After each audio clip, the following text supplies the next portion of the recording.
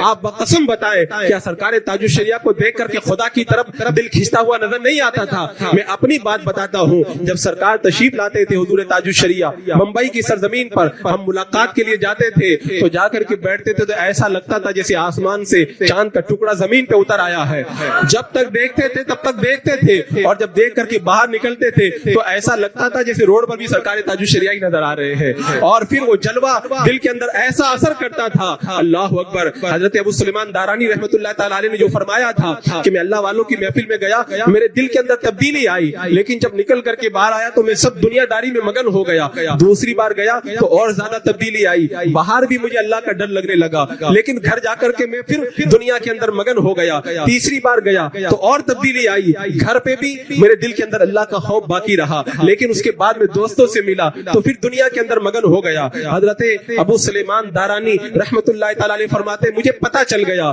کہ بندہ اگر اللہ والوں کے پاس میں تھوڑی دیر کے لیے جائے گا تھوڑی تبدیلی آئے گی، اور پھر بار بار جائے گا اور تبدیلی آئے گی، اور جب انہی کا ہو کر کے رہ جائے گا پورا کا پورا بدل جائے گا۔ تو سرکار تاج الشریعہ رحمت اللہ تعالی علیہ کو جو ایک بار ملتا تھا اس کے دل کی دنیا تو بدل ہی جاتی تھی، اور جو بار بار جاتا تھا تو میں تو کہتا ہوں سرکار تاج الشریعہ کو دیکھتے دیکھتے کتنے لوگ ولی بن گئے ہیں۔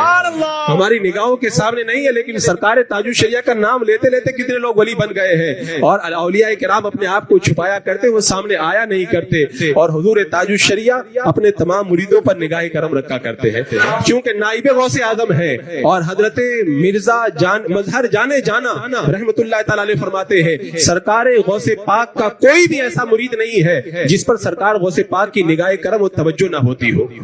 تو وہ نائب غوث اعظم ہے، تو انہی کے قدم بقدم تو ہے۔ سرکار غوث پاک کی جب توجہ اپنے مریدوں کی طرف ہے، اور ہم نے ہاتھ دیا سرکار تاج الشریعہ کے ہاتھ میں، اور سرکار تاج الشریعہ نے فرمایا پڑھو، میں نے اپنا ہاتھ غوث پاک کے ہاتھ میں دیا تو ہم تو سیدھے غوث پاک کے در تک پہنچے۔ اچھا، یہاں پر یہ بھی خوش نصیبی کی بات ہے، اس زمانے کے اندر سرکار غوث پاک کے سلسلے سے ملانے والے پیران اعظام سب ہمارے سروں کے تاج ہے، سب بڑے مرتبے والے ہیں، لیکن اللہ تبارک و تعالیٰ نے سرکار غوث پاک کی بارگاہ کے اندر پہنچنے کے لیے ہمیں اپنے عظیم نائب کا وسیلہ سرکار تاج الشریعہ کا وسیلہ عطا فرمایا، اور جو آپ کے زمانے کے اندر آپ کے نائب تھے ان کے واسطے سے ہم بارگاہ غوثیت کے اندر پہنچے۔ تو سرکار غوث پاک کی کتنی نگاہ کرم ہماری طرف ہوگی اس کا اندازہ نہیں لگایا جا سکتا۔ عزیزان مکرم، یہ بھی تو ایک بڑا باب ہے، اسے بھی تو سمیٹا نہیں جا سکتا۔ ڈھونڈتے ڈھونڈتے اس دہر میں تھک جاؤ گے،